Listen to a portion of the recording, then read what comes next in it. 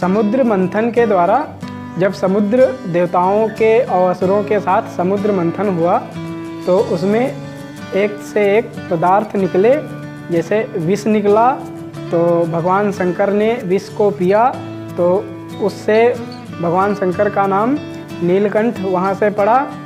और अमृत निकला तो देवताओं में बांटा गया और देवताओं को मिला अमृत। उसके बाद माता लक्ष्मी जी प्रकट हुई समुद्र मंथन से। तो जब माता लक्ष्मी जी तो समुद्र से जब माता लक्ष्मी प्रकट हुई तो देवताओं ने बहुत ज़्यादा खुशियाँ मनाई और दीप जलाकर उनकी आराधना पूजा की। तब से दिवाली मनाई गई। और दिवाली ऐसे ही नहीं मनाई गई, जब माता लक्ष्मी प्रकट हुई तो देवताओं को लगा कि अब माता लक्ष्मी जी के लिए वर ढूंढा जाए। तो भगवान विष्णु के पास गई और भगवान विष्णु से और माता लक्ष्मी का विवाह हुआ। विवाह होने के बाद तब दिवाली मनाई गई दीप जलाकर। और समुद्र मंथन से जब माता लक्ष्मी प्रकट हुई तब उनकी पूजा भी की गई।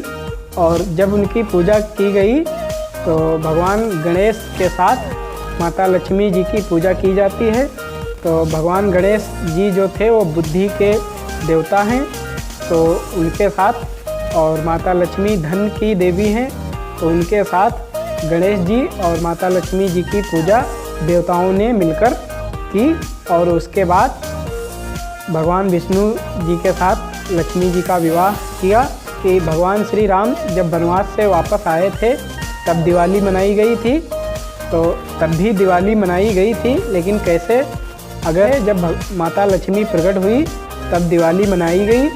और उसी दिन भगवान श्री राम रावण का वध करके अयोध्या वापस आए थे, तब दिवाली मनाई गई थी। अयोध्या वासियों ने दिवाली मनाई थी और भगवान श्री गणेश और माता लक्ष्मी जी की पूजा की थी अयोध्या वासियों ने।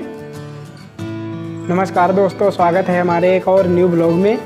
तो अगर वीडियो अच्छा लगा हो तो एक लाइक करें और चैनल पर पहली बार आए हैं, हमारे वीडियो को पहली बार देख रहे हैं तो चैनल को सब्सक्राइब कर लें, ताकि ऐसी ही कहानी हम आप तक सबसे पहले लाते रहेंगे।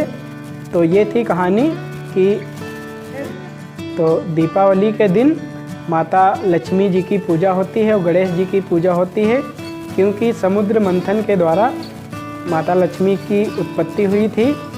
और दिवाली इसलिए मनाई जाती है कि भगवान श्री राम अयोध्या वापस आए थे वन से।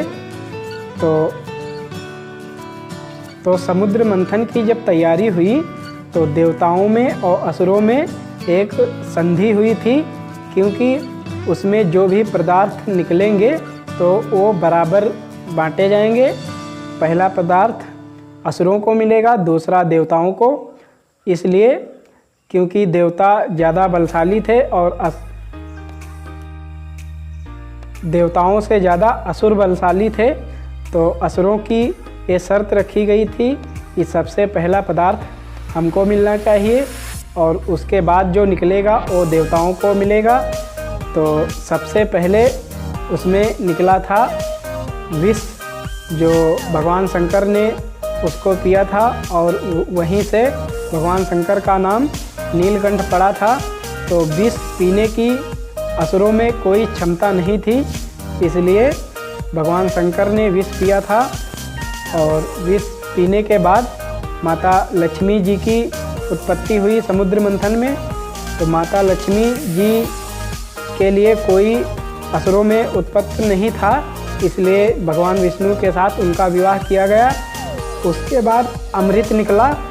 तो अमृत अगर असुरों के पास हो जाता तो असुर अमर हो जाते और देवताओं को फिर हारना पड़ता। तो भगवान विष्णु ने एक चाल चली और देवताओं को वो समुद्र में जो निकला अमृत था तो देवताओं को वो बांट दिया गया। इससे असुर जो थे बहुत नाराज़ हुए और असुर और देवताओं में महासंग्राम होने लगा, देवासुर संग्राम। तो फिर से जब संधि हुई तब उसमें एक से एक